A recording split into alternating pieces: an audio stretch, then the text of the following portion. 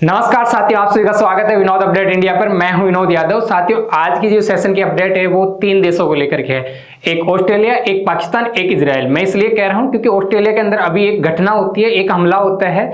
जो आतंकवादी हमला होता है वो पाकिस्तान द्वारा प्रायोजित या पाकिस्तान द्वारा प्रेरित रहता है वो साथियों। और वो किस पे किया जाता है? इजराइल के नागरिक होते हैं, यहूदी समाज होता है उनका, उस समुदाय यहूदी समुदाय को टारगेट किया जाता है। साथियों, ये पिछले 2 दिन के अंदर सबसे ज्यादा जो सुर्खियों के अंदर रही, ट्रेंडिंग के अंदर खबरें रही, वो ये रही। और इसके अंदर कहा जाता है कि 16 व्यक्तियों की ऑन स्पॉट मृत्यु हो जाती है। और साथियों, इसी को अगर मैं इस खबर को आपको विस्तार से समझाऊं तो कुछ चीजें मैं बैक से समझाता हूं आपको। साथियों, हमास के द्वारा एक इजराइल है, इजराइल के ऊपर हमास के द्वारा हमला किया जाता है। वो 7 अक्टूबर 2023 को किया जाता है। साथियों, ये जो हमला होता है वो दक्षिणी इजराइल के अंदर होता है। और दक्षिणी इजराइल में होता है, लगभग वहां पे हजारों की संख्या के अंदर व्यक्तियों की मौत होती है। उसके अलावा साथियों, वहां पे 250 लोगों को बंधक बना के ले जाते हैं। कौन बना के ले जाता है? हमास बना के ले जाता है। और साथियों, ये वहां का वीडियो है जब लोग व्यक्ति अपनी जान बचा रहे थे। किन से? जो हमास के लड़ाके थे उनसे अपने लोग ये जान बचा के भग रहे थे। जब लगभग 250 लोगों को हमास बंधक बना के लेके जाता है, तो उसके बाद के अंदर जो वहां पे इजराइल के द्वारा इस पे रिएक्शन किया जाता है या इसकी प्रतिक्रिया दी जाती है, तो ऐसी रहती है कि हमास का नक्शा बदल दिया जाता है, हमास की पूरी ज्योग्राफी बदल दी जाती है। और लगभग हमास को वापस वहां पे रिवाइव करने के लिए 250 से कम से 500 साल बताए जा रहे हैं कि उसको वापस आने के अंदर लगेगा। ये मंजर जो युद्ध में रूप लिया उसके बाद में ये मंजर आपके सामने है कि आप देख सकते हो कितना नुकसान किया था हमास का इजराइल अपने नागरिकों को बदला लेने के लिए। साथियों, इसी के साथ में जो ऑस्ट्रेलिया में अभी एक्सीडेंट हुआ है उसको भारत का जो पहलगांव का अटैक है उससे जोड़ के लोग बता रहे हैं। वो इसलिए बता रहे हैं क्योंकि देखो, जगह दोनों के अलग अलग है कि वो भारत के अंदर हुआ था, ये ऑस्ट्रेलिया के अंदर हुआ था। साथियों, व्यक्ति अलग अलग हो सकते हैं कि ये यहूदी समाज के थे, वो भारतीय या हिंदू थे। पर आपको एक चीज बता दूं, जिसके द्वारा किया जा रहा था या जिससे प्रेरित था वो वही पाकिस्तान है। पाकिस्तान द्वारा ही किया गया है या पाकिस्तान द्वारा ही प्रायोजित था ये, या पाकिस्तान की जो मानसिकता होती है उसी से प्रेरणा लेकर के ये हमला किया गया। कि लोकेशन चेंज हो सकती है पर जो करने वाला है वो वही देश है। साथियों, ये पहलगाम की वो घटना है जो आपके सामने है, जो मतलब निहत्थे व्यक्तियों को, जो मतलब मासूम व्यक्ति उनको इस हमले का शिकार होना पड़ा था। और ये साथियों, ये घटना 22 अप्रैल 2025 की है, भारत में की गई थी। और ये आपके सामने जो वो वीडियो है जिसमें आप लोग देख सकते हो कि जो निहत्थे लोग थे उनको कैसे उन लोगों को टारगेट किया गया था। और उनको साथियों मतलब जहां वो घूम रहे थे उस लोकेशन पे टारगेट किया गया था। इसी के साथ में भारत सरकार ने इसका वापस से जब इसकी प्रतिक्रिया दी तो भारत सरकार ने ऑपरेशन सिंदूर किया। और ऑपरेशन सिंदूर ऐसा किया कि वहां के जो लगभग आतंकवादी थे, वहां के जो उनके आका थे जो इसको प्रायोजित करते हैं, उनको लगभग वो 72 हुरों का जो सपना देखते हैं उसमें पहुंचा दिया था भारत सरकार ने। और लगभग पाकिस्तान आर्मी को भी ये बता दिया था कि ये आपकी जो छत्रछाया में पल रहे हैं, तो उनको भी टारगेट किया था भारत सरकार ने, उनके एयरबेस भी टारगेट किए थे। साथियों, अब आते हैं आज की मुख्य घटना पे।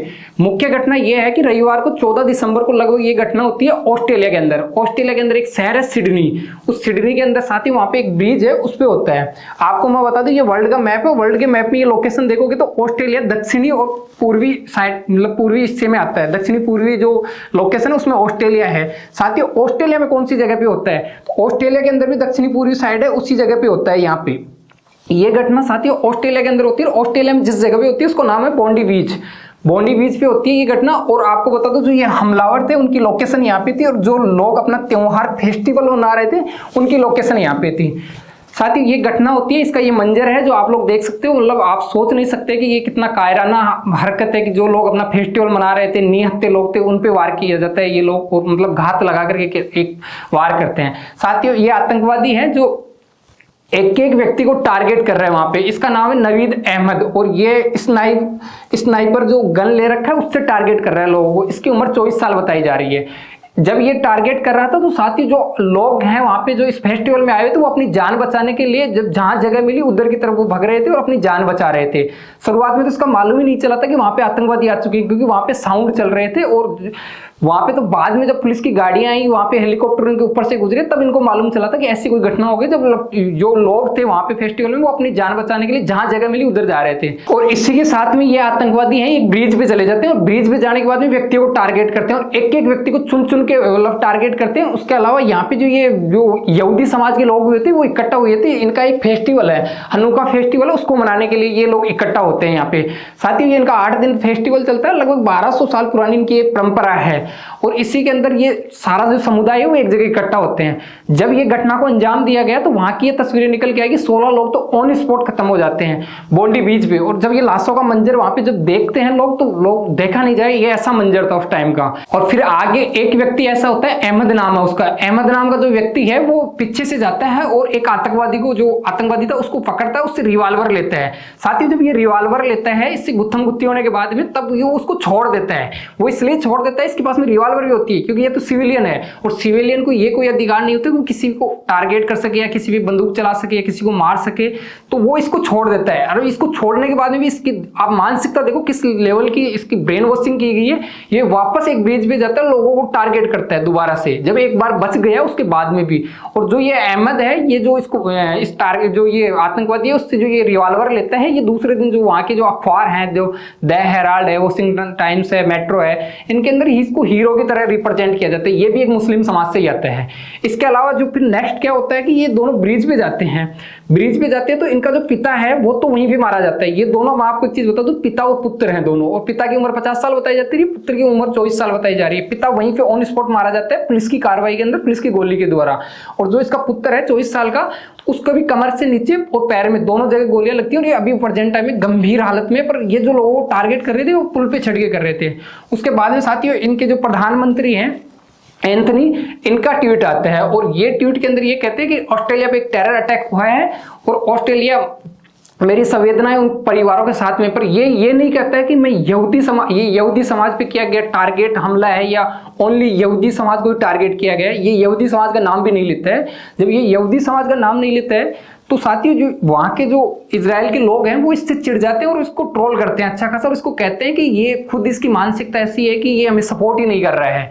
साथ ही उसके बाद में जो इजराइल के प्राइम मिनिस्टर हैं बेंजामिन नेतन्याहू, वो खुद बाहर आते हैं, वीडियो कॉन्फ्रेंसिंग करते हैं और जो कॉन्फ्रेंस करते हैं उसके अंदर ये कहते हैं कि जो ऑस्ट्रेलिया की नीतियां हैं प्रेजेंट टाइम के अंदर, वो नीतियां आग में घी डालने का काम कर रही हैं। और इसी के अलावा साथियों जो इनकी जो नीतियां हैं वो ऐसी है कि यहूदियों को शोषण हो सके या यहूदियों को टारगेट हो सके, ये इस हिसाब से प्रायोजित है इनकी। और ये ऐसे आगे ऐसे भी बताते हैं कि मैंने 17 अगस्त को मैं जो ऑस्ट्रेलिया के जो प्राइम मिनिस्टर हैं उसको मैं ये चीज बताता भी हूं कि जो आपकी नीतियां हैं ये हमारे हित में नहीं है और आप प्लीज इस चीज पे ध्यान दीजिए, इसको सीरियस लीजिए आप लोग।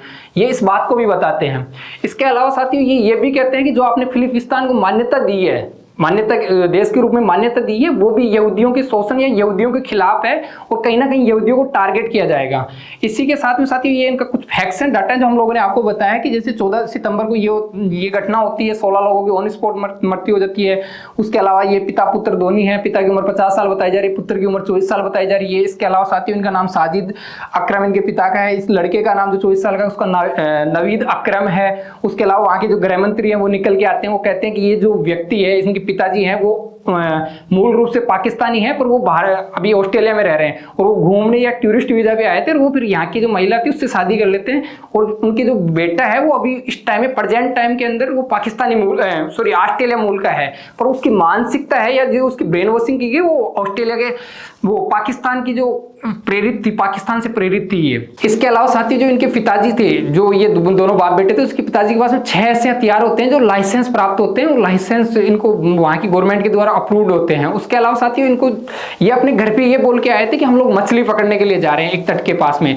इसके अलावा जो ये इनका बेटा वो लगभग पिछले कुछ समय से बेरोजगार है। ये पहले किसी जो ईंटों का जो भट्ठा आता है या कारखाना आता है उसके अंदर ये काम करते थे और 2019 के अंदर जो ऑस्ट्रेलिया की खुफिया एजेंसी थी उसके भी हत्थे चढ़ चुका था और हत्थे छड़ने के साथ साथ में ये साथियों उसको उस टाइम में 2019 में इसलिए छोड़ दिया था इनको क्योंकि उनको ऐसे लग रहा था कि इसका कहीं नाम नहीं आ रहा था या फिर इसके बाद ऐसा उनको पुख्ता सबूत नहीं मिल पाए थे। इसी के साथ में जो वर्ल्ड की जो मीडिया है उसके द्वारा वहाँ पे ये दिखाया जाता है कि वहाँ के जो व्यक्ति मारे गए हैं या जिनकी मौत हुई है उन लोगों के प्रति वहाँ के जो व्यक्ति हैं, समुदाय हैं, समाज है, उनके द्वारा संवेदनाएं प्रकट करते हैं। वो अपनी वहाँ पे प्रार्थनाएं करते हैं। इसी के साथ में एक तस्वीर और निकल के आती है। ये तस्वीर है जो इसकी जो ये आतंकवादी है इसका बेटा है, इसकी ये तस्वीर है और ये कोई पाकिस्तान का मैच था उससे जोड़ के बताई जा रही है कि ये मतलब ऑस्ट्रेलिया का नागरिक है, ऑस्ट्रेलिया में रहता है। इसकी मेंटेलिटी इस लेवल की है कि ये पाकिस्तान द्वारा प्रेरित था ये अपने आप के अंदर, और इसके ऑथेंटिक पुष्टि तो हम लोग नहीं कर रहे हैं, किसी भी सोशल मीडिया पे नहीं की गई है, परंतु ये अभी जो सबसे ज्यादा सोशल मीडिया पे ट्रेंड कर रहा है। और जब ये तस्वीरें बाहर आई, जब पाकिस्तान पे लाछन लग रहा शुरू हुई, तो साथियों ये एक बाहर निकल के आता है, इसका एक लाइसेंस होता है, ड्राइविंग लाइसेंस होता है, जो इसको फेक न्यूज जो पाकिस्तान की जो न्यूज एजेंसी है उनके द्वारा ये बताया जाता है कि संतोष नारायण है भारत का है। वो पहले ऐसे मतलब ऐसा नैरेटिव या नेगेटिव माहौल करते हैं। उसके अलावा जब भारत का जो पीटीआई है उसके द्वारा फिर इसके खंडन किया जाता है और ये बोलते हैं कि नवीद अकरम खुद है और इसका ये ओरिजिनल है, एआई द्वारा ये बनाया गया है, प्रोपोगंडा पाकिस्तान के फैलाने के लिए किया गया है ऐसा काम सारा, जबकि एक्चुअल में पाकिस्तान का निवासी है। साथियों इसी के अलावा बात की जाए तो ये कुछ घटनाएं ऐसी हुई है कि जैसे भारत पाकिस्तान को आतंकवाद या पाठशाला कह दो, यूनिवर्सिटी कह दो, अगर कोई जन्मस्थली किसी चीज को कहा जाएगा तो वो पाकिस्तान को कहा जाएगा, आतंकवाद की नर्सरी कह लो, वहां से सारे निकलते हैं। अभी भारत सरकार ने पहलगाम के अंदर जब इनके आकाओं को मारा था, आतंकवादी हमला किया था, तब इनके आकाओं को मारा था, तो वहां पे इनकी आर्मी देख सकते हो कि आप पीछे कैसे सपोर्ट कर रही है। इनका आर्मी इस लेवल से सपोर्ट करती है कि इनकी जनाजे में आ रही है। उसी के अलावा 9/11 का एक हमला हुआ था, 26/11 का हमला हुआ था, 9/11 का हमला यूएसए पे हुआ था, 26/11 का 2008 के अंदर भारत पे होता है। साथियों ये वो हमले हैं जो पूरे वर्ल्ड के अंदर इनको बेनकाब करते हैं पाकिस्तान को, और ये बताते हैं सबूतों के साथ में कि ये आपके द्वारा प्रोत्साहित है या आपके वहां पे ये पल रहे हैं, फूल रहे हैं। इसी के साथ में साथियों मोसाद की बात कर लेते हैं। मोसाद आपको बता दूं कि ये रसिया की खुफिया एजेंसी, इसकी मोसाद इजराइल की खुफिया एजेंसी है, और ये ऐसी एजेंसी की एक व्यक्ति के लिए 50 देशों को हिला के रख देती है। ये अपने एक व्यक्ति के लिए कहीं पे भी जाके जिस आदमी ने, जिस इंसान ने, जिस देश ने इसको अंजाम दिया उसको ये छोड़ती नहीं है। अब देखना ये है कि पाकिस्तान को वाकई के अंदर जो ये इजराइल है वो, क्योंकि इजराइल के मोस्टली सबसे ज्यादा इजराइल के अंदर व्यक्ति रहते हैं, उसके बाद में यूएसए के अंदर रहते हैं। यूएसए के अंदर जो जहां नीतियां बनती है वहां पे भी इन लोगों का मतलब कंट्रोल है। उसके अलावा जो इनकी टॉप इनकी कंपनीज हैं उनके अंदर भी यहूदी समाज है। तो ये अब देखते हैं कि भविष्य के अंदर पाकिस्तान को जो फंडिंग मिलती है आईएमएफ के द्वारा, वर्ल्ड बैंक के द्वारा, वो भविष्य में मिलेगी या नहीं मिलेगी। और इसके अलावा साथियों ये देखना होगा कि मोसाद क्या करती है, इजराइल इस पर क्या एक्शन लेता है, ऑस्ट्रेलिया खुद इस पर क्या मतलब एक्शन लेती है, इसकी क्या प्रतिक्रिया आगे भविष्य में जाके करती है। इसी के साथ में साथियों आपको ये एफर्ट वाकई में अच्छा लगा हो आप लोगों को, तो आपसे इतनी सी रिक्वेस्ट है कि आप इसको लाइक करके जाइए। कमेंट बॉक्स में इस टॉपिक के प्रति आपका जो नजरिया हो तो उसको आप कमेंट करके जाइए। आपने इतने पैसेंस के साथ में हम लोगों को आप लोगों ने सुना, उसके लिए आपका थैंक यू, धन्यवाद।